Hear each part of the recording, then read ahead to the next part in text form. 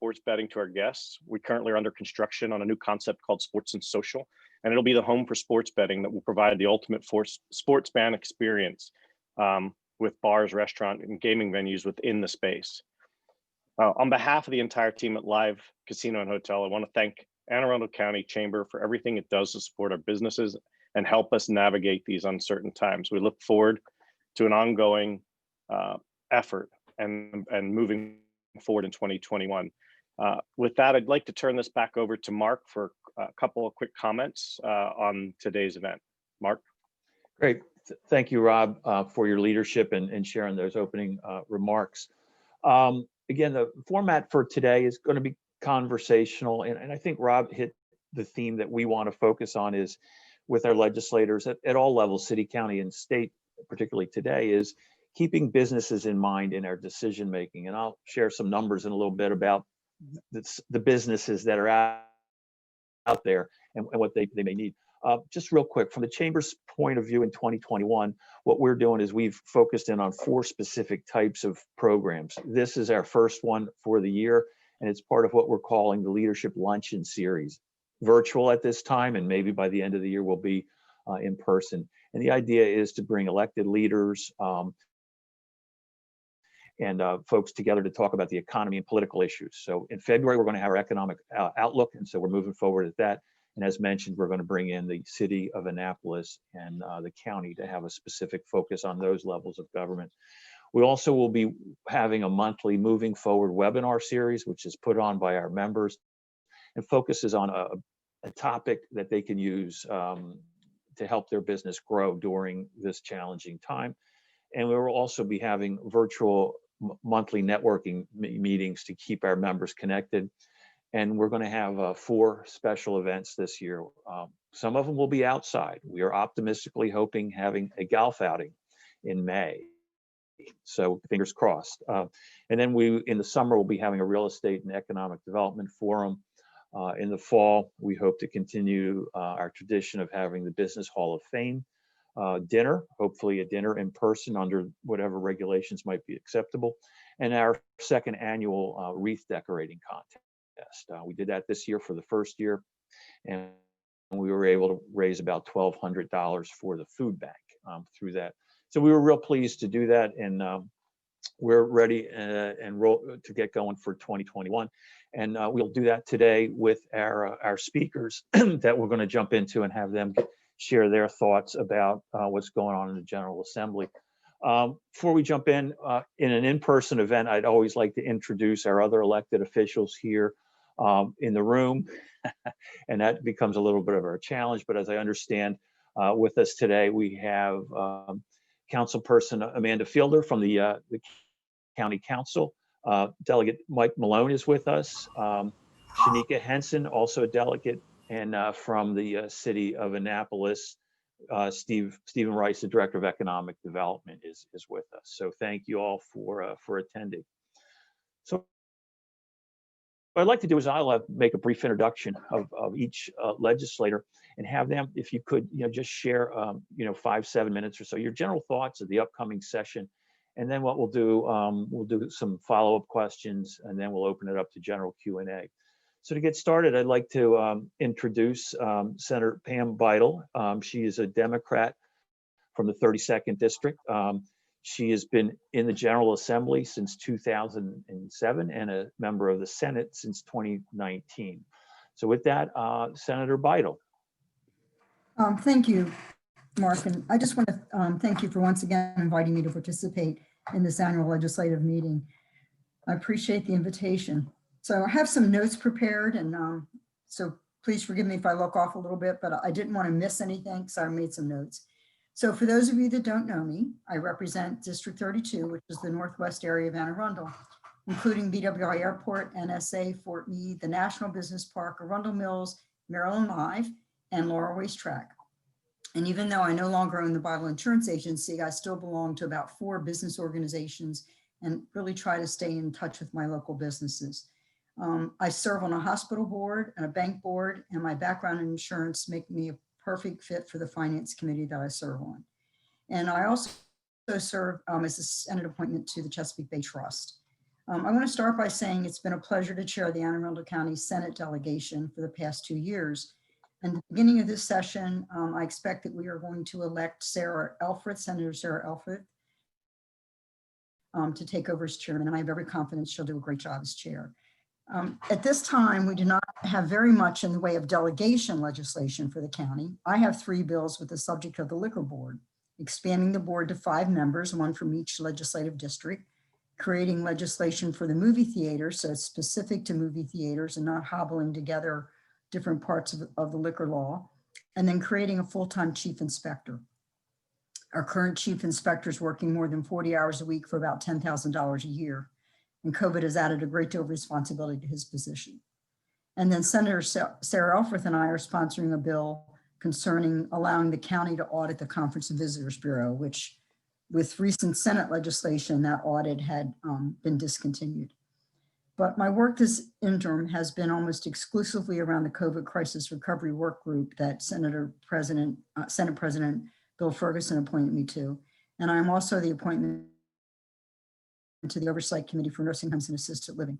And both of these committees have really kept me busy.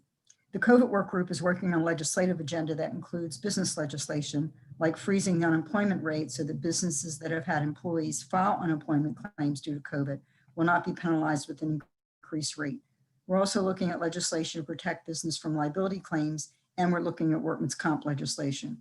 We're also trying to address a food council, landlord, tenant, and eviction protection, daycare issues, and broadband access issues, and then job training and job funding for those jobs.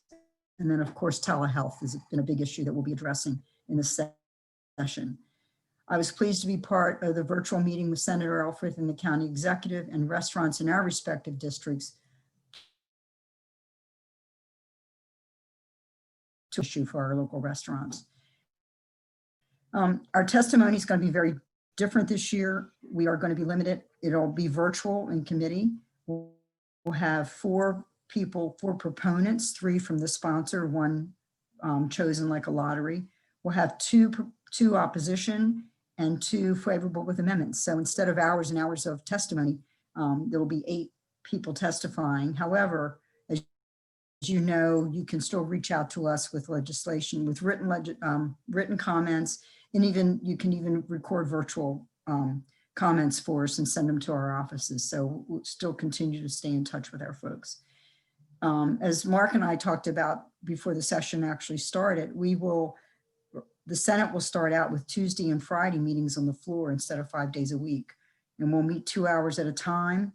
And then if we're not finished, we'll clear the Senate floor, have it re-sanitized, and then return to our glass phone booths, which will be very different. While we were waiting for the meeting to start, I actually saw that the governor's proposing $1 billion in relief, including stimulus checks. So I think that's great news, and hopefully we will be supporting that. I know that these stimulus checks are going to be very, very important to all our constituents. But in closing, this has been the busiest interim I've experienced in my time in the state legislature, and I look forward to hearing your questions and concerns later in the event. So thank you for this opportunity to speak with you all. Great. Thank you, Senator Elfreth, or Senator Bidel. One thing in moving through this, I forgot, I wanted to take a couple of minutes here, pop up the poll to just get a sense of who's in the audience. So Amy, if you could go ahead and do that for us. So you can see, hopefully the poll is popped up for you. Just want to get a sense of who's in attendance today. So basically it's just, if you all could just take a minute and fill it out.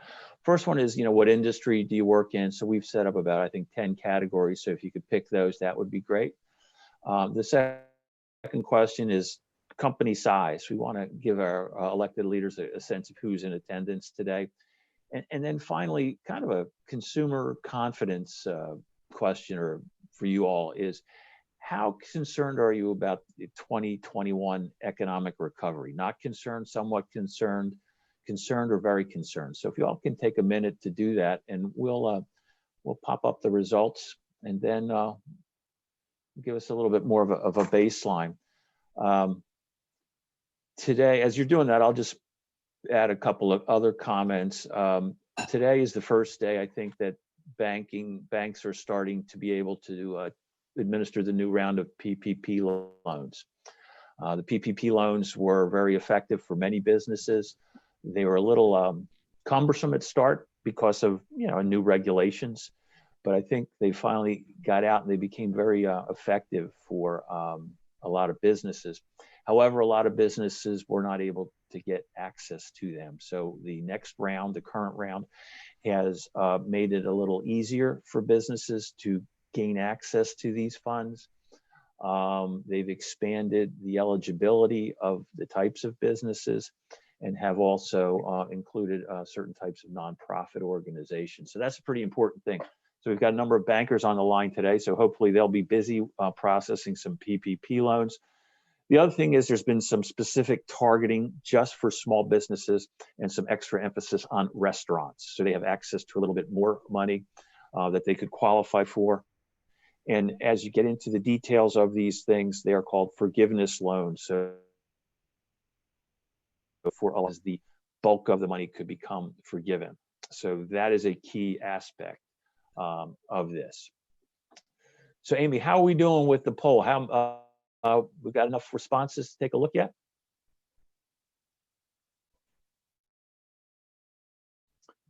Checking in here. And there they are. Let's see, we've got, looks like a lot of folks from the nonprofit and government area. We've got 12% from insurance, real estate, and finance. You can kind of see the breakdown there a little bit. So you got a sense of who's there. Not too many restaurants in play this morning. So that is interesting. And the size of the businesses, let's see what we've got here. Interesting, a number of our participants have over 100 employees. So we've got a number of a little bit larger businesses on hand with us today. And you can get a sense of that. And then in terms of how do we think we're going to be doing into the future? It looks like everyone is concerned about the economy, either from somewhat to very concerned. So I think that gives you a sense that uncertainty still prevails, and it is going to take some smart business management and some good leadership from the General Assembly. So anyway, it gives you a little sense of who's on the call today, and with that, we'll transition over to Senator Riley, who is going to, he's from the 33rd District. He's been in the Senate for a while, a lot of experience since 2009. So Senator Riley, how do you see the upcoming session? Well, good afternoon. It's going to be a whole new world, since it's not just physically how we're meeting, it's also some of the subject matter that comes up.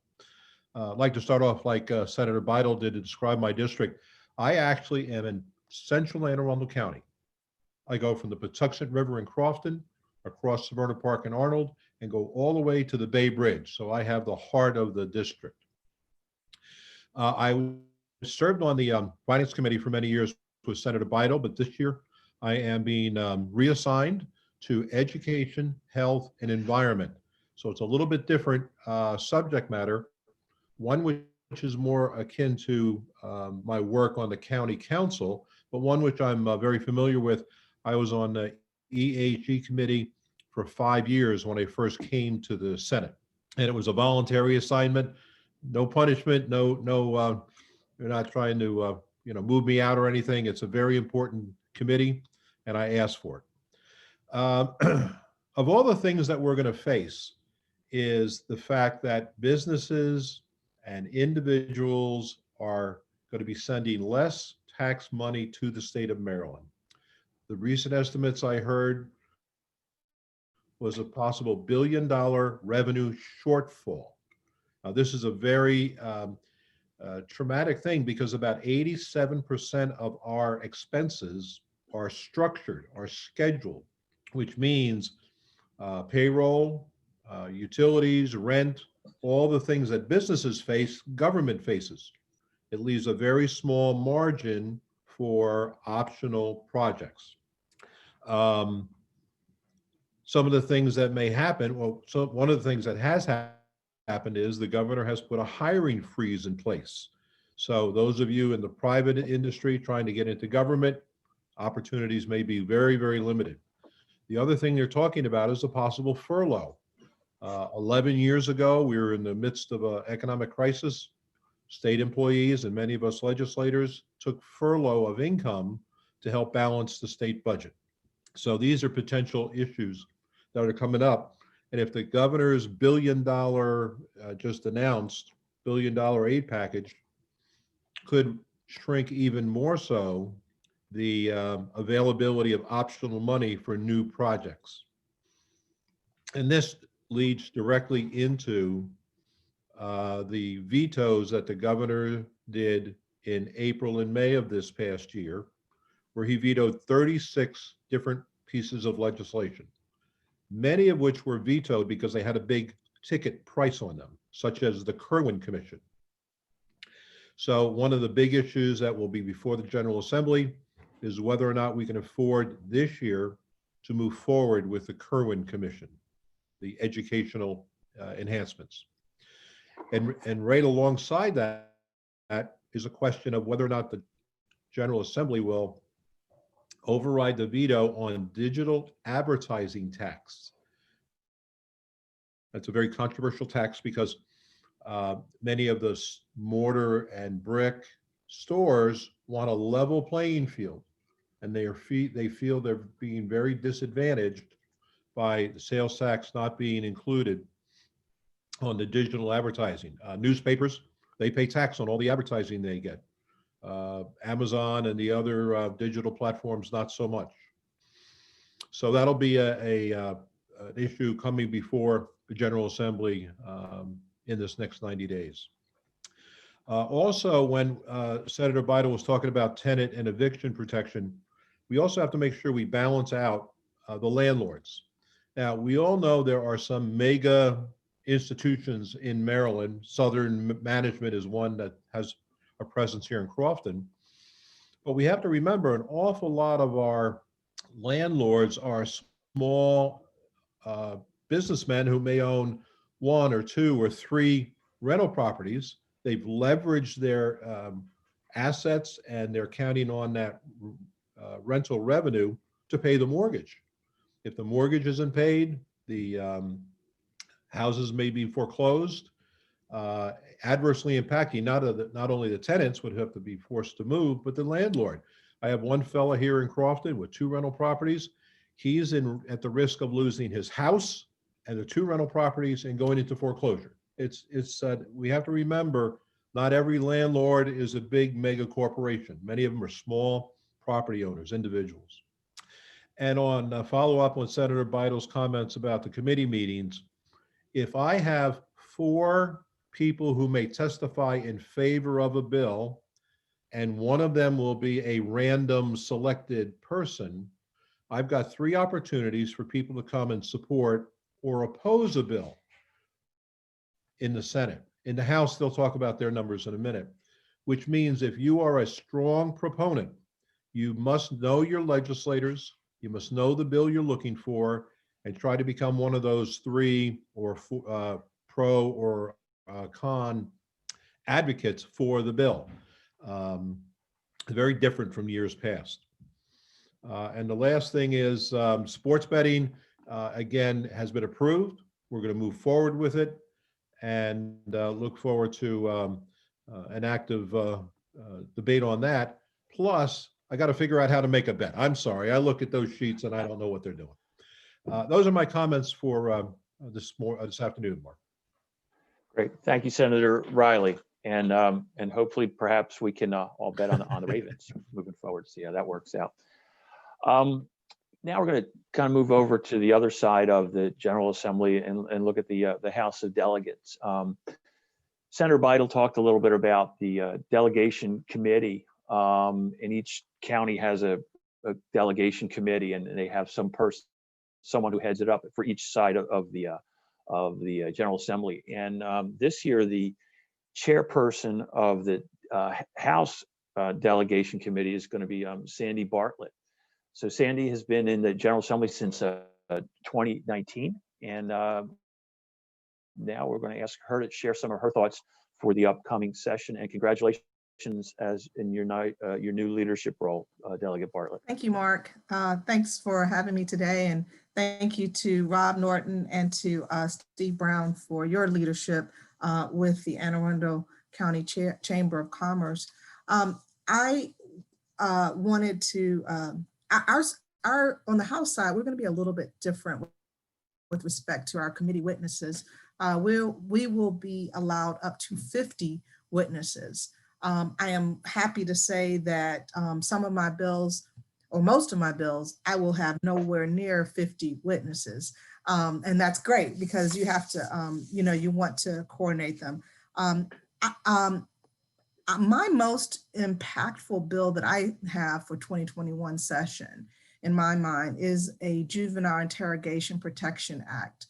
And I'm bringing this to you all as chamber members and as business owners because I draw the correlation between child detention or incarceration. My goodness, I can't get that out. And the and the impact that it has on the workforce. So the Juvenile Interrogation Protection Act is a bill that is cross-filed with Senator Carter. It will be heard in the committee where I serve, Judiciary, and it will be heard on the Senate side in the judicial proceedings, or also known as JPR. The bill number is House Bill 315. The Senate bill number is Senate Bill 136. The Senate bill is already set for a hearing date. The hearing date is February 4th at 1:30. As our senators just noted, there are specific guidelines. However, if you want to include a written testimony, please do so. It will be heard in the House because it was a bill that was filed timely, although the hearing date for the House has not been set. The bill affects you all as business and owners in the sense that if you have children or minors who work for you, or if you know children, or if you've ever seen children, particularly those between 7 and 17, you will also be affected. And here's how. Because the bill does not, while the change that we propose in the bill does not have an easily traceable economic impact, there is one. And that impact is felt by high school seniors or high school juniors who normally will use their work to kind of introduce them, or as their foray into leadership or into business management roles that they may not have if they say something without the benefits of this particular bill. The three things that the bill focuses on is on those rights that have been discussed and opined upon by the US Supreme Court in the 4th, 5th, and 6th Amendment. And what it does, the bill proposes, it provides for parents or guardians of children in police custody to be notified.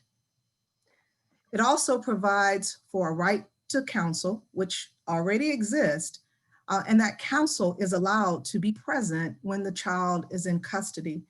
And the child does not have the ability to waive their right to counsel without first consulting with an attorney. And third, lastly, and very importantly, that the Miranda warnings be given by law enforcement or the attorney, clear, simple terms that children of all ages, social, economic, and cultures may understand. We know small businesses have been affected by COVID-19. I am a small business owner. I'm a very small business owner. I have people who come to me to work for me as interns from the Anne Arundel Community College Legal Services Institute, and those individuals who come to me stay with me throughout their career path. Some go on to law school, and some decide they definitely don't want to stay in the field of law and go on to another area. But in working with them, I try to mentor them and help them along the way. Our goal should be putting Marylanders back to work. I did hear our governor say that, and that includes our youth. Many, as I mentioned, many high school seniors and parents rely on their jobs and small businesses to defray the cost of college, or even more importantly than you may realize, our high school students' jobs often in real time are helping to pay for the essential basic needs of the family. Those are among some of the reasons why I will be advocating for the passage of this bill, and why it's my most impactful bill that I will be introducing in the 2021 session. With that said, I have some fun bills, which I will talk about later, but that's the most serious one and dearest to my heart in that regard. I'll also mention that Speaker Adrian Jones appointed me during the interim to serve in the Office of the Attorney General's COVID-19 Task Force on Access to Equal Justice. And I co-chaired a committee that we entitled Surviving Abuse, Neglect, and Exploitation. And over the past 8 to 9 months, several members of the community, federal and state delegations, and the Office of the Attorney General's office worked to make recommendations. Those recommendations today at 10 o'clock, I believe, were introduced in a press conference, and you can go to the Attorney General's site to receive that information. One major item was the increase in filing fees for evictions. The reason for this was more of a deterrent, not so much to have a hard hit on landlords, but to encourage landlords to work with their tenants and also possibly go into mediation or arbitration. There are others who are in the real estate field who know a lot more about this area than I do, but it sounds like it would be beneficial to both parties if they can work together. And as Mark mentioned, I will be serving as delegation chair for Anne Arundel County during the 2021 session, our 442nd session. I cannot believe that, but it is true. I am the first African-American to hold that position, and it is my honor to have this role. And I look forward to working with business owners and to help Anne Arundel County to have a rich economic presence, to restore our economic presence where it has been lost, and to also maintain those who have been able to survive during COVID-19. One last thing I'll say is because as a member of Judiciary Committee, I can see the direct result on individuals who lose their way economically and then see no way out except to utilize non-legal means for survival. Thanks for allowing me to come here today to talk with you and to share the bill that I mentioned. And as I said, I'll share some others later that I'm supporting or that I am sponsoring. And I hope to hear from you as to how I may be assistance to you directly. Thanks very much. Great, thank you, Delegate Bartlett. And I was searching for that number, 442nd session. Yes, yeah, that is the number. Quite impressive. I think Maryland is the longest meeting General Assembly, if I'm not mistaken. If not, they're right up there. So it's a historic meeting. And congratulations again for you on your position as Delegate Chair. So now we're going to stay in the House of Delegates and move over to the Republican side and ask Delegate Nick Kipke to share his thoughts on the opening of the session.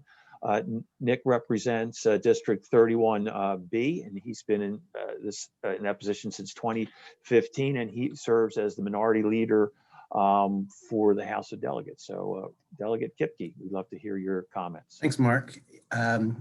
I've been in the legislature since 2006 Yeah. and minority leader since 2014. Okay. During that entire time, I've served on the Health Committee, which has been a hot topic this year. Obviously, I served with Senator Bidel on the COVID work group, and we've really had our hands full this year, as I know many of you have as well. It's been very trying. Almost felt like a social worker this year, trying to help people with the unemployment issues, help the businesses in my community deal with everything that's coming at them, and really just try to give some folks hope and support. It's been really trying and just terrible. So, and if any of you do need any assistance with anything, please don't hesitate to reach out to any of us.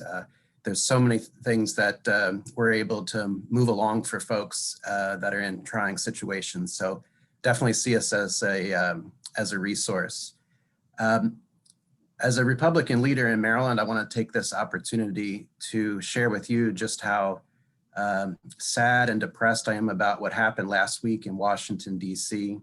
I'm eager to condemn it. It's terrible. Everybody that I've talked to on the Republican side of things here in Annapolis are just sick over it. And, a couple weeks ago in church, my pastor talked about how in America, you used to sort of dislike someone else's political views, but not dislike the person. And we all have got to do a better job in our country of caring for one another and putting politics aside. And, as elected leaders, I think that it's our obligation to be a leader in that area. And I just want you to know that, our Republican colleagues here, we really do condemn what happened in DC. And I felt like I needed to share that with you today. The other thing I'd just like to share, because many of us were not able to listen to it, we will definitely be supporting the Governor's Relief Act of 2021, and I'll just share with you some specifics of what that is.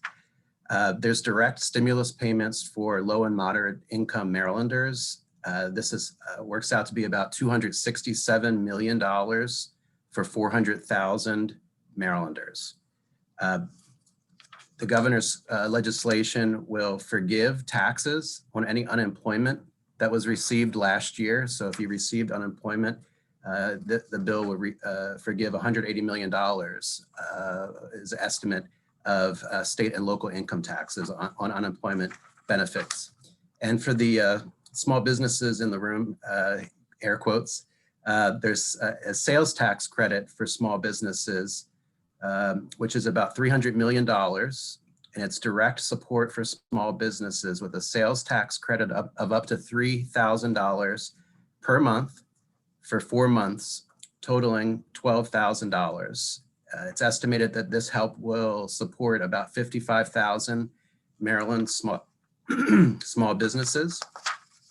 And then, of course, it was mentioned, I think, by Senator Bidel, this bill also freezes the unemployment insurance costs to the same levels that were pre-COVID. So we'll be supporting that, and we have some other thoughts as how, other ways that we can support struggling businesses in Maryland and struggling Marylanders that we'll be releasing in the coming weeks. We're supportive of sports betting. We want to get that going as quickly as possible. We think it's very important that we hold the line on taxes. There's some tax increase proposals that are being circulated. Maryland is already one of the highest tax states in the country, and we believe that now is a really bad time to raise taxes any further. And then lastly, we want to keep an emphasis on crime. Crime continues to be something that we need to do a better job with. It's a Baltimore City problem, but it's also a Maryland problem. We hear about Baltimore City a lot, but we have crime issues in my district, all throughout the state. And we've got to be creative and innovative and cutting edge in how we look at resolving some of the serious crime problems that we have. So with that, I'll stop and be glad to answer any questions. And thanks again for having all of us today. Thank you, Delegate Kipke. Appreciate those remarks about Maryland and also about the state of affairs in a broader sense throughout the country. Now we're going to kind of do some follow-up questions. So if the folks on the call have some questions they'd like, if you can put them into the chat box, we'll try to start to field them as we get there. As we move along, we've also, at the chamber, we've kind of reconstituted our committees to get them more involved. And just like the General Assembly, we're meeting virtually also. Our legislative committee is headed up by Stephen Brown. So I'm going to ask him in a little bit to maybe ask some questions, a couple questions, follow up as we kind of move along. But I wanted to get the ball rolling and talk a little bit about a couple of very key issues that face businesses. On a global scale, the currency that's making businesses work anymore is workforce, and that is key. And workforce is directly attached to education. And education is key to the future of the community in terms of individual advancement, but also for businesses to thrive. The Anne Arundel County Community College has done a great job with workforce development and starting to target key areas. And last year, there's a lot of talk about the Kerwin Commission and implementing the recommendations, and they were passed, and that was under a different set of economic realities. And here's the conundrum, is that we need to improve education, but we also need to be able to fiscally pay for it. And so now the governor has vetoed the Kerwin recommendations, and we're kind of geared up in the House and Senate. It sounds like that there might be an override. So let me start this conversation. I'm going to start with Delegate Kipke about the concept of overriding the governor's veto and thoughts about how we move forward with funding Well, Kerwin. you know, I might be the minority in Annapolis on this, but I was woefully unimpressed with the Kerwin proposal when it was introduced to the legislature. It's very heavy on cost and very light on reform. And so, you know, I'm, you know, like many people, I'm in support of spending more money to get better outcomes. But I fear that we're going to be spending a lot of money that's not going to change a whole lot. So I just want to reiterate my criticism of Kerwin. The price tag is outrageous, and the House is not, we're coming into session on Wednesday, and the floor sessions of the House of Delegates will be postponed until sometime in February. And that's when the House will take up overrides. It's not, we're operating differently than the Senate. So that's been delayed, and, you know, hopefully the economy will begin to rebound, but there's a lot of skepticism around that for obvious reasons. But that does buy the House of Delegates some more time to really analyze the economic picture. And even if the veto is overridden, it's certain that some other legislation has to pass to change the Kerwin plan from purely just an economic perspective. You know, back when Martin O'Malley was our governor and we had a serious recession, education funding was cut back then. You know, you can only spend what you can afford. And, you know, that's what, you know, no one saw this coming, but we're going to have to, you know, sort of band together to get through it. And, you know, I'm hopeful that we can do some reform in the area of education that's meaningful.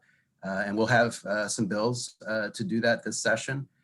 But, you know, just the sheer cost of Kerwin, you know, either has to be delayed or maybe we do certain things that we're most optimistic about and delay other things. But, you know, that's the realities of the situation, unfortunately. Okay, thank you for that, Delegate Kipke. I'm going to keep it in the House for now, go to Delegate Bartlett, then come over to the Senate side, kind of focus on the same things. How do we move forward with Kerwin and your feelings on the veto override? Well, I won't go into the details of Kerwin. I will say that I do support the overall concept.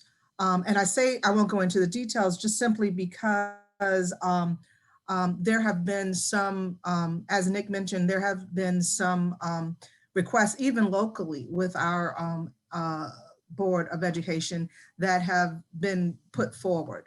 With respect to a veto override, however, I believe, and I'm not sure, because I will admit that this is going to be only my third session. So I do not pretend to be any sort of expert with respect to the goings on at the General Assembly. But I will state that I do support the overall concept. I do support the need for funds with respect to education, with respect to funding and supporting our teachers and those who work in the education environment. I certainly support funding for our students.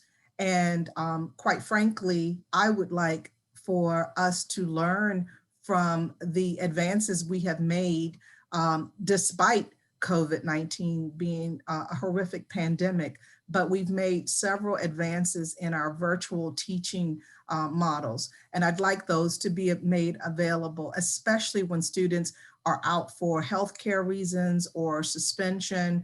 I think that's something that we can learn from. And so I will see how things go. And I'm excited about the discussion. Quite frankly, whenever we get an opportunity to look at education funding, I think it's a good thing. All right. Thank you, Delegate Bartlett. I'm going to move over to the Senate side and bring in Senator Riley to kind of talk about this and maybe expand the dialogue a little bit as it relates to another potential veto issue, which was House Bill 732, which was the internet advertising tax. And correct me if I'm wrong, Senator, but some of the revenue from that was supposed to go to targeted for education. And maybe you can expand on that a little bit for us. Sure. Well, the digital advertising tax and the gaming will be put into the general pot, and it will be allocated as the needs arise. It was very interesting. Most of the folks who are legislators on this Zoom call were part of the digital Zoom call with the Board of Education this morning, outlining their legislative items. One of which was they feel that Kerwin provides a duplication of evaluation and monitoring. And again, we don't want to create duplication of measurements. We don't want to put money where it's not effective in now analyzing the outcomes. But one of the things that I'm very concerned about is we need to be able to inspect what we expect. Mark, you're new to the state, but more than 10 years ago, we had something called Thornton. And Thornton was a focused approach to put mandated spending into our school systems in the anticipation of significant improvements in the performance of our students. And you'll have to talk to some folks much more sophisticated on this issue than I am, but I think the needle didn't move very much for the number of dollars that were allocated. Now, if in Kerwin, they put in additional monitoring, evaluation, feedback, that could be a help. I, like many, many folks, don't think money is the only solution. I think most of us would agree that teachers are underpaid, a little bit of a burden on their workload, especially for their reporting and their reporting up the food chain. More people in the classroom, smaller class sizes are always good things. Let's not kid ourselves. There's always good things. But we have to focus on what is the best. If the Kerwin recommendations are the best, we have to find a way to phase them in. But so far, most of us have been given a very rudimentary review. I was not on the Kerwin Commission. I was not on the committee that voted on it. I voted against it because of the price tag. And I'll probably be resistant to move it forward under its present configuration because of the economic impact. 36 bills were vetoed in March and April by the governor. He has always had, for his 6 years, a very strong attitude of staying within your budget. He's not going to be proposing any new taxes. If Kerwin passes and he continues to well, the digital advertising tax will be up for a veto override. That could provide some money, but maybe the money needs to match the expenditures. Don't live outside your means, because unlike the federal government, the state of Maryland may not borrow money for operating activities. It's a tough line to walk, but this year I'll be voting to sustain the governor's veto and take a new hard look at Kerwin to try to focus on the absolute most effective tools and techniques we can use to improve our schools, even if we have to narrow the choice down to live within our budget. Thank you, Senator Wright. Let me, before I move to Senator Bidel, Senator or Delegate Kipke talked a little bit about timetable. What's the timetable would look like in the Senate if these vetoes were to kind of, what's the process? Sure. So it's any time in the next 90 days from when we start till the 90th day that the body can vote on a veto override. So it could happen the first day, could happen the 10th day, it could happen the 90th day. It's up to the leadership of the Democratic Party. And you'll have to talk to Senator Bidel will be up next. Maybe she has some more insights than I do. I would think that if they're going to override it, they should override it early. So then that could be factored into the budget process that's going to start fairly soon. But I can't speak for the majority party. So, all right, thanks for kind of just framing that timetable a little bit. Senator Bidel, I should move over to you. I thought we'd start with something that's not too contentious here.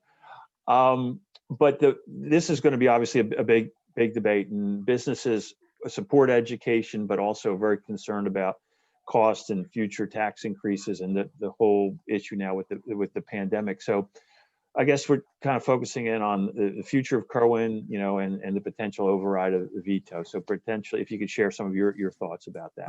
Well, Mark, I don't have any information about whether or not the majority party has the votes to override the veto. We haven't had that discussion yet. We will probably have it, as a caucus later on in session. As Senator Riley said, there are concerns and then there are needs. And so we talk about increasing pre-K. I think that's really important to help our youngsters, kind of get ahead of the curve. We know we're behind most other countries in our academic performance. Smaller class sizes is certainly something we need to address in our county. A lot of our way too many elementary school. Skilled workforce, which I know is something that your members are probably interested in. We have not done a good job as a county or as a state educating our skilled workforce. And so that was part of the blueprint. And then, we talked a lot about community schools. As our school system has tried to improve the opportunity gap or achievement gap, however we want to address that, we know that there's a lot more needs for these students than just what happens in the classroom. And by community schools, we're providing more services to the students and the families for their, things like food, social services, housing, stable housing, those kinds of things. So I think those are all things that still need to be addressed, whether it's in the whole blueprint bill or whether we do something different to pull those things out. I think we really need to focus on some of those issues. I've been told, and I'm not on the money committee, and I don't think you have anyone here that serves on appropriations or budget and tax, but that Kerwin was funded for the first 4 years. So I don't know if that changes with COVID. I guess we'll know more as we start to hear from the budget committees. But I do think we need to improve education in our state. We're not getting the results that we'd like to have. Okay, thank you for that. I mean, obviously education is key to all our futures. Let me stick with kind of the education theme and throw this back out there as a general question and see who wants to pick up on it first. Is we've learned a lot with the pandemic and how it's related to education because of so much of it moving to either remote or the hybrid model. And a lot of that has required internet connectivity. And so there's been some discussion about initiatives to enhance broadband throughout the state. And the benefit there is not just education, but obviously for business and consumers. So is there proposed legislation to deal with expanding, pushing out broadband? And if someone could speak to that, I don't know who wants to. I'll take the first bite of this apple. Mark, again, at the Board of Education Legislative Review this morning, the president of the Board of Education shared with the delegations that we have 1,500 less students enrolled in our public school system this year than last year. So my question was, how many of them were influenced by lack of internet access? So we have 80-some thousand children. 1,500 is about 1.5% have decided to leave that public school format. And how many of those 1,500 are without technical computers or broadband or internet access? The report we got back was 6 children.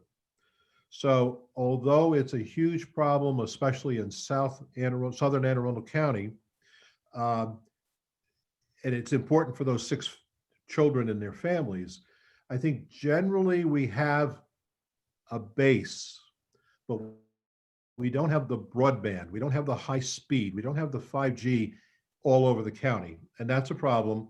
It's interesting that computer internet access is actually controlled by Anne Arundel County, and they actually have a, and Senator Bidel, help me out, the name of that department, it's not the broadband, is it IT? They have a special department? Is it the cable office? Yeah, the cable. There's an office that handles the negotiations with the cable companies. So in many ways, we all recognize the limitations, but in fact, the fundamental implementation is done at the county level. Pam, you have anything else to add with that? Do you have problems up in North County? Not so much. It's, you know, you and I worked on this when we were on the county council, if you remember, and we're still talking about it, 15 years later. But I saw the county executive has funding $150,000 to help people connect to broadband, particularly students. But it's also something we've been addressing in the COVID crisis recovery work group. There's some legislation coming in. But I don't know how you survive today without broadband access. I mean, so much of what we do is on broadband. Scheduling our testing appointments, we'll be scheduling our vaccination appointments. There's so much reason for us to have access to broadband. So I know there are a lot of bills that are going to be coming in to address Right. it. And the other issue, Mark, is that this is a statewide issue. You get the Western Maryland, Southern Maryland, Eastern Shore, and they're screaming because of the lack of infrastructure. So as their efforts rise up to enhance their systems, I'm sure we're going to be pulled along also. Okay. How about from the House, Delegates Bartlett or Kipke, any thoughts on broadband expansion? I second what the senator said. All right. Same here. I don't have much to add. I mean, I served on the Joint Committee on Cybersecurity, Biotechnology, and Information Technology. And I have to say that Senators Riley and Bidel just summed it up very well on the things that we're working on. All right, great. Mark, this is Delegate Henson. The only thing I would add to that is that the challenges that we've seen are infrastructure, but they're also economic.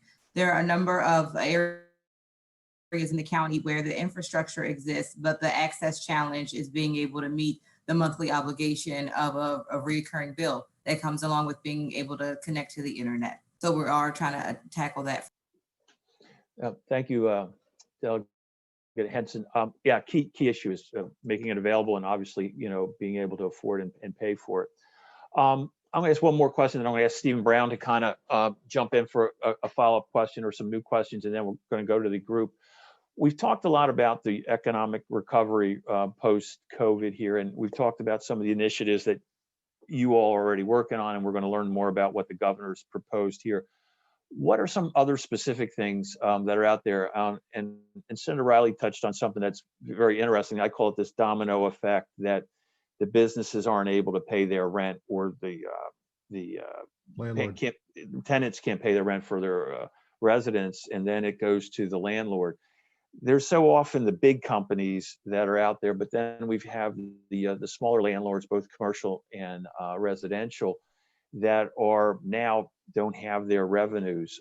Any discussion about programs? I know other states have looked at this to do things to help out the commercial and residential landlord to meet their obligations. So who wants to take first crack at that? Can I take a first crack at that? Yes, Senator Bidel, please. Okay, thank you. So, there is funding that Arundel Community Development Services has available, and it is to help the landlords, but right now the tenant has to apply. So there's a lot of, I'm sorry, my background noise is a little loud. I'm going to apologize for it. It's when your office is at home, sometimes things happen you're not counting on. But anyway, so the money is to help the landlord, but the tenant has to apply. There's some effort being made to allow the landlord to apply, although the tenant is still going to have to supply documentation that they've lost their job or their income because of COVID. There's also going to be probably an additional 17 million coming to the state from the most recent COVID federal money, and it will come through DHCD. There's some issues with that I've been working on, and we're trying to correct some of the language for the requirements that will be involved. But so that, the effort is that the money would be paid regardless of how the grants are initiated. The money would be paid to the landlord. As we talked earlier, I think Senator Riley said, a lot of these are small landlords who are going to lose these homes if they don't receive the rent money to pay the mortgages. So we need to not only be helping the tenant, but we need to be helping the landlords. And that's what the focus has been. Okay. Any other thoughts on commercial or on landlord real estate issues? Okay, staying one last thing before I shift over to Stephen. We talked about incentives for businesses to have employees work from home. Can anyone speak to what that might be looking like at this time? Is that just something in the thought process at this point? That's not been something we've discussed in my COVID recovery task force, the Senate work group.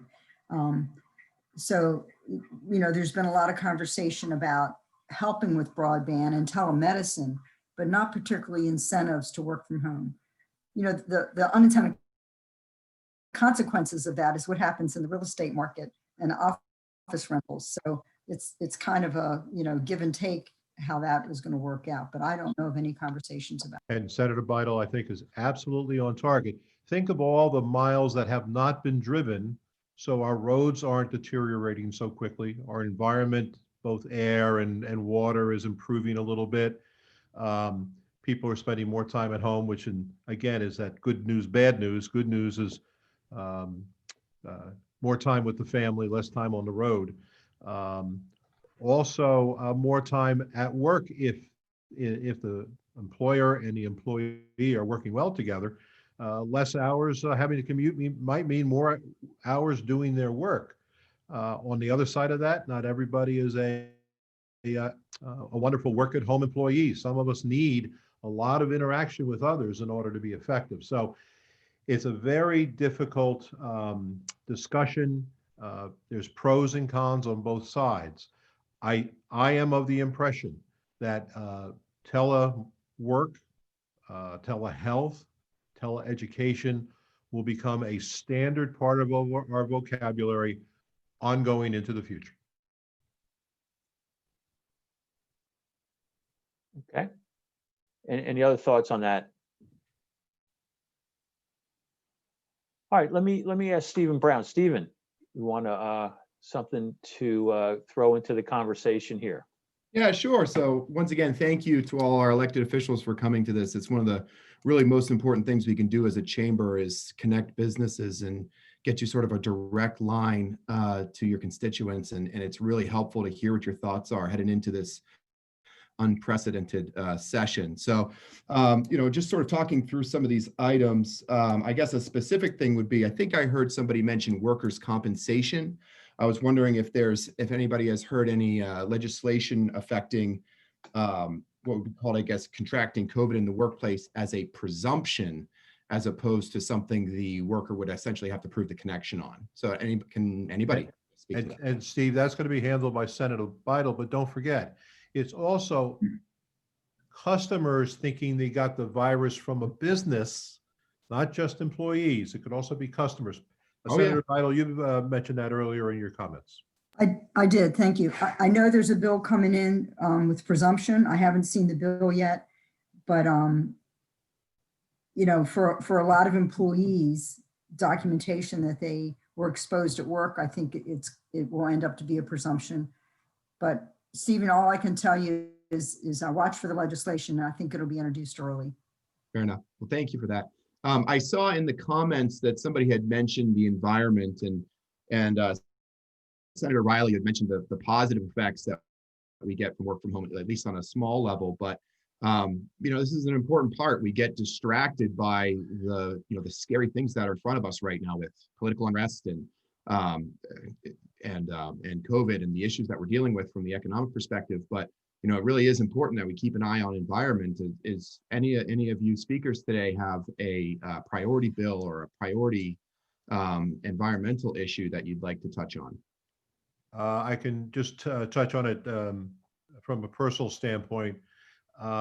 Nothing legislatively, but I have to share with you, there seems to be a tremendous disrespect for our environment on the sides of the roads, in shopping center parking lots. Everywhere I go, the trash continues to build. Now, over the years, government, either the state or the county, would send people out and collect up whatever is on the sides of the roads, but they haven't been able to keep up with it. I have seen more masks. I've seen more all kinds of trash being dumped on the street, and it really bothers me. So just a reminder that we all have a responsibility. I'm tired of picking up my neighbor's trash as I go walking around Crofton. I'll be on the environmental committee. Last year, there was a bill introduced, statewide bill, putting a ban on plastic bags. It did not get out of the finance committee last year. Senator Augustine out of Prince George's County had submitted it. So that may be coming back. It has both its pros and cons. Plastic bags, we see them, I call them the flag of America, a bag sitting 20 feet up in the air for years because it deteriorates so slowly. But at the same time, if we're not providing those plastic bags, then other types of containers will have to be purchased. So we have, again, that pro and the con. Is it going to help the environment? Is it going to be more expensive? Are we going to get our bang for the buck? I expect to see a bag bill back again this year. Thank you. Anyone else want to chime in? Stephen, if I can say, I understand it's Delegate Learman's bill in the House. Senator Augustine does not have it in the Senate. So I'm presuming that would have to pass the House before it comes to the Senate. You know, last year, the retailers approved it if they were able to charge 10 cents a bag. This is the year to put any additional fees or charges on any of our constituents. So I don't think it looks very hopeful this year, just my opinion. And Senator, I'll quote you on that when we get on the floor of the overrides. This is recorded. I'll send you a copy. I'm suddenly feeling very uplifted. Thank you, Senator Bidel. I don't have legislation, but I've been working with the administration on what they call beneficial reuse. And it relates to, the dredge material that gets pulled up out of the channels through the port administration. Right now, one of the largest sites for that is in my district. They basically dump it and dry it out. And the liquid that's left over goes back into the bay. Well, there's a company who has patented a technology that can use that product. It's blessed by the water keepers. It's blessed by environmental folks because it's a cleaner end product, and it can be used in construction materials. And there would be a facility in the district in Arundel County processing that, a private company processing that, and private companies in Arundel County have already committed to buying the material. It would be the first of its kind in the nation, and it's pretty exciting stuff. So that's a big initiative that I've been involved in and hope we can get off the ground. Sounds like new jobs too, right? Yeah, they estimate about 150 in the short term, but ongoing about 40 full-time positions, for at least the next 20 years, they tell us. Excellent.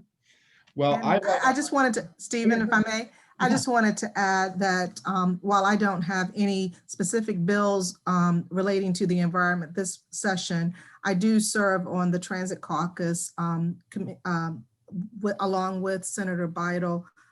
And there are going to be numerous bills relating to transit. And I think of environmental protection and transit going hand in hand.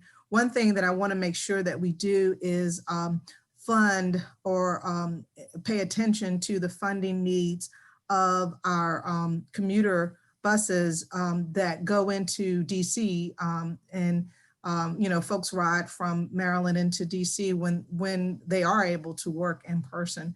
So I want to make sure that we maintain funding properly for them, as well as numerous other transit bills that will be introduced, and I will be lending my support and advocacy with respect to those bills. So that's one way we will hopefully help our environment on my end. Stephen, this is Delegate Henson. I have a bill as well that's kind of the intersection of this discussion with the regulations and how we stay safe at home. And then the environmental discussion is regulating indoor air quality in rental housing. It's for mold remediation. We regulate radon and asbestos, but we don't have any statewide standards for the inspection, detection, and remediation of mold. I introduced this bill last year and it's streamlined this year. It had support amongst the commercial industry. The industry has standards for mold remediation, but when you don't have a set of statewide standards, any person can hold themselves out as a contractor and say, I'm going to remediate your mold. And so it really undercuts the industry professionals when we don't have a state standard. So the bill would put that statewide standard in place. And so it would have support again from the industry professionals, and hoping to get that across the line. It is cross-filed in the Senate with Senator Patterson from Prince George's County. Very cool. Thank you. Anybody else want to, before I don't want to switch tie, I feel like I cut Delegate Bartlett off there when I was trying to talk before. What I guess the last thing I would have would be related to childcare. As a parent of two itty bitty little ones and two working professional parents, it's near and dear to my heart. One, obviously, I don't want to say obvious, cost is a big deal for a lot of folks to be able to get out into the workforce, to be able to have reliable childcare. And COVID hit this crowd really, really hard. They're already operating on relatively slim margins as it is. I mean, the teachers aren't, I 100% agree they should be paid double. I mean, they're the heroes of this environment. But is there anything that you guys are seeing on the horizon for assistance for childcare industry from a legislative perspective? Stephen, there are grants right now for certain income levels that will help. And I know it's like less than 100,000. Mm-hmm. My daughter has two children in daycare, $615 a week. Yeah. I understand the expense. Unfortunately, she doesn't qualify for any of the grants. Mm-hmm. There was an interesting issue that's come up in our COVID recovery. The YWCA that does before and after school daycare, have been doing during the day, bringing students in and allowing, to help them with virtual learning.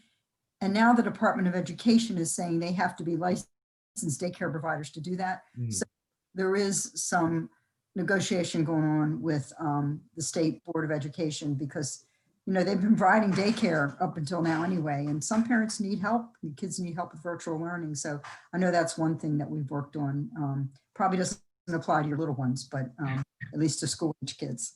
As long as the school stays open, we can survive. So. And also from the viewpoint of the daycare provider, the federal omnibus COVID-19 relief package has state money allocated for childcare relief of $130.4 million will be going to the state of Maryland. And those funds will be distributed through the Maryland State Department of Education. So you can stay tuned for that as well. So that's coming. It won't help you, Stephen. I'm sorry, but look, your kids are so cute. You just bring them on over. I will take you up on that as out. The expense is extravagant. But, and you know what? With that said, though, I will say that in our committee, we have had a few births, and we have had, even when we were meeting in person, individuals did bring their children in. And while we're meeting virtually, we have had, I've seen several hearings where the children are allowed. And I think we should, since you bring this up, we need to be careful and be aware of being a children-friendly environment. Even though we're in a work environment, we still need to keep in mind that, that our children are learning, and it's a learning opportunity for them as well. Very much so. Well, look, folks, that's all that I have. I'll throw it back over to Mark to field any additional chat questions, and certainly hope that anybody who does have a question, throw it in the chat so we can get it heard to everyone. Great, thank you, Stephen. Yeah, so anyone, we're going to try and wrap up right at 1:30, respectful of everyone's time, and for those who did not get lunch, so you can grab that. As we look for any chat questions, let me kind of go back to something that was discussed a little bit. One of the things we're trying to do with the chamber is keep our members involved and get them to participate in the legislative process. And I just wanted to kind of just go back over what the Senate process is going to be and the House process for hearings. So in the event our groups want to make some presentations, how do we go about doing that? So maybe throw it over to Nick to start with the House, if you know what that process is going to be yet for committees and hearings. So if you go to the Maryland General Assembly's website, on the front page, there's a link that you can click, and it's got very specific information. It is different in the House and the Senate, but it's very clear what to do, how to do it. You got to sign up in advance to be able to participate. But there are limitations to how many people can sign up. The House has a larger number of folks that can testify. They'll be balanced. The equal numbers of slots will be eligible for people to sign up for pro, con, or maybe just signing up to comment on things. If you need any help, obviously it's pretty straightforward what you need to do, although this is the first time we've done it this way. I see Senator Bidel just put the link up there for everybody. Thank you, Senator. That's good. But if you need any help, all of our, any of us, we'll be glad to hold your hand, even if it's just that first time to get it done. It's important for us to hear from people that legislation impacts positively, negatively, or if you have some industry specific information that's valuable for us to know. I really strongly encourage you to do that. I know that Hannah's here, and I'm sure she's happy to help out as well. So hopefully that helps. And I have a comment on the Senate side. I'm going to ask Senator Bidel to follow up with me.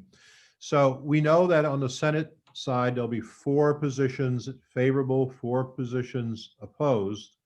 It's my understanding that I can identify 3 people to testify for a piece of legislation.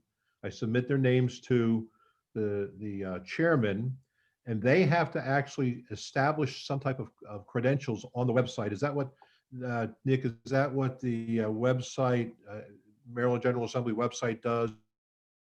Takes people in to be able to be certified to participate? I believe you have to create an account. Right, you have to create an account. Now, the 4th pro testifier is again selected at random by the committee chair. Now, it's my impression that the committee chairman will select 4 opposition people to the bill, 3 selected specifically and 1 randomly. Pam, is it my understanding and your understanding that the opposition should go right to the chairman's office?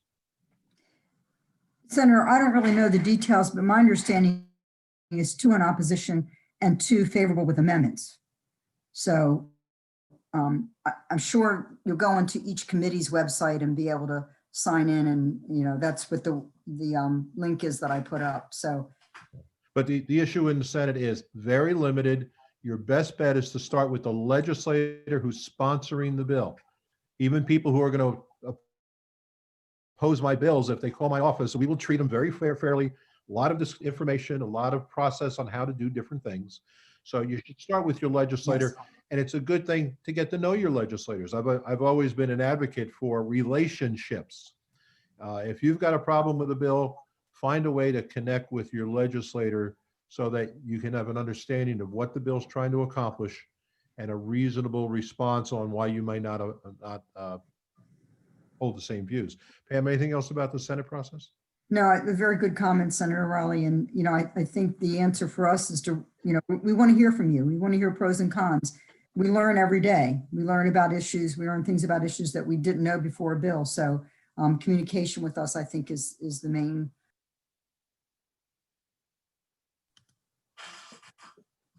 The little bit of a follow-up, sticking with process just for a minute. And I know we don't have all the information. The governor's package, relief package, as he's calling it, is going to need some hearings. Any sense of how that's going to get split up, or is it all going to finance, or where is they going to go for committees?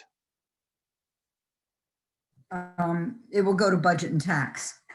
Finance does business issues, basically insurance, banking, hospital policy, drug policy. And the name's deceiving because we really don't do the finances of the state. That's budget and tax. And the bill will go there. And as always, there's an opportunity to amend it. And we do have someone from the Senate side on that committee. It's Senator Sarah Elfreth. Nick, is there anybody from our county delegation on the House committee? I think in the House, it might be duly assigned to economic matters and appropriations, but I don't know for sure. But based on what it's impacting, I would think that that's how that would be handled. And so there's plenty of Anne Arundel County delegates and senators delegates between those two committees. As we move to Wednesday, and that's now on the table, what's the sense? Does that become something as a first rule of order, or are there any bills that are queued up to go first? Well, Mark, there's a process in the General Assembly called pre-filing. So we probably have 1,000 bills between the Senate and the House that have been worked on over the summer and the fall, and they're ready to be, quote unquote, read across the desk and assigned to committees. As a matter of fact, many of these bills actually have hearing dates, even though they haven't been officially adopted by the body. So we're going to be off and running this year. Usually there's 250, maybe 300 bills pre-filed. According to my information, there's 1,000. So we're going to be hit early and hard. And it'll be, we have a famous saying on our side of the aisle, write everything down in pencil, because tomorrow it's going to change. So just keep in touch, talk to your legislators who are sponsoring the bills, and look for a lot of activity fairly quickly. Normal sessions, we don't do anything for about 3 weeks. It's all ceremonial, it's very brief. We start some committee hearings. It's my impression this year that we're going to be off and running as soon as they fire the starting gun. Pam, would you agree with that? I will agree. And that link that I put up for everyone to read about the guidelines shows that 359 Senate pre-filed bills and 423 House pre-filed bills, which is more than normal. So I think that's going to get us moving pretty quickly. And also, I wanted to say, I promised you all that I would talk about a warm and fuzzy bill. I want to use this as an opportunity. We have a hearing on January 15th at 1:30 on my warm and fuzzy bill, previously owned by our minority leader, Nick Kipke, and it's known as Buddy's Law. This bill will increase the damages, the compensatory damages that one can claim where their pet has been injured through the wrongdoing of another, or who has had serious injury or death. So I do have a warm and fuzzy, and I do have a hearing next week already. The senators speak the truth in saying that we are off and running, and our hearings start as early as the 14th. So I would, I urge you all to go to the website and be in touch with the bill sponsor and follow the legislation, so that if it's something that you would like to support or oppose, you want to keep in mind you don't have that lag time that we've had in previous sessions. And Mark, we're going to do one more warm and fuzzy. Thank you, Delegate, for bringing up yours. Mark, do you know that in the state of Maryland, you can get married virtually? The minister can be on one screen, the groom on another, and the bride on another, and it's completely legal. But Comar says in order to get your marriage license, one of the parties has to physically go to the courthouse and fill out the paperwork. So from March 15th, when the courthouse was closed, until about the beginning of May, no marriage licenses issued in Anne Arundel County or across the state of Maryland. Finally, the chief judge, Barbera, allowed clerks to issue marriage licenses virtually, take an application online and issue it. So while the emergency declaration is in place, we can do it virtually. I've got a bill so that when the emergency is done, the clerks of the court still have the option of issuing marriage licenses electronically, online, virtually, and it just makes sense. The limitation was a bother, but we lived with it. Now we understand it's a big problem and we're going to try to solve it. Thank you, Mark. No, thank you for that, Senator Riley and Senator Bartlett. We can use some feel-good stuff. So we're going to make better marriages and everybody's going to have a puppy. Life is good. So anyway, it's about at 1:30 almost. This has been a good conversation and it's been a good two-way conversation. And that's how we'd like to build on this, our relationship with you all in the General Assembly. So as we feel or see legislation, our legislative committee is going to be pretty active. So we'll be reaching out to you all, or vice versa, if there are things we can do to help you or provide information about policies or legislation, we would love to do that. So keep us in the loop. So with that, let me just throw it out. We're close to 1:30. Any final comments from our elected leaders? Have a good, safe year. The vaccines are coming. Get it as soon as you can. Good advice, Senator. So I just want All right. to thank the chamber. I think this was a great way for us to connect with your members, and thanks for scheduling us. thank you for participating. We certainly appreciate it. So, all right, everyone, on schedule at 1:30. As the senator said, stay healthy, stay involved, and we will be in touch with our next gathering, which will be in February, and it's going to be focusing on the economic outlook, which we all could have a good look at. Take care and have a good rest of the day.